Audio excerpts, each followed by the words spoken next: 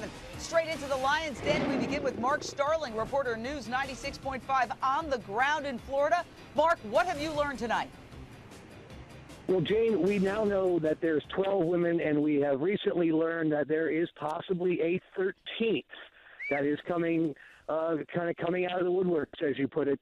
Once the first allegation came down the pipe, it was really like the dominoes just started to fall, and it seems like Freeman's world is kind of crumbling around him. Now, today, obviously, the big news being that former George Zimmerman attorney Mark O'Mara on board to help defend this guy. And, O'Mara's got a pretty good reputation in the courts, but I have a very hard time thinking that he's going to be able to get this guy off with so many witnesses and so many victims now coming forward because they're not scared anymore.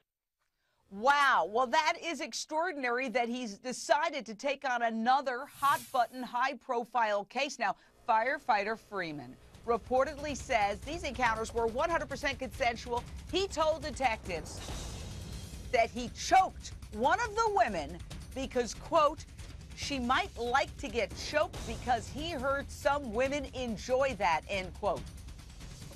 You got to wonder, is he living inside Rihanna's S&M music video? 'Cause I may be bad, but I'm perfectly good at it. Sex in the air, I don't care, I love the smell of it. Sticks and stones may break my bones, but chains and whips excite me. Romani Devasula, a clinical psychologist, consensual adult games sometimes involve what you might call kinky role-playing, but violence is violent. These women are saying they did not give their consent to having sexual intercourse, much less being choked in one case, allegedly.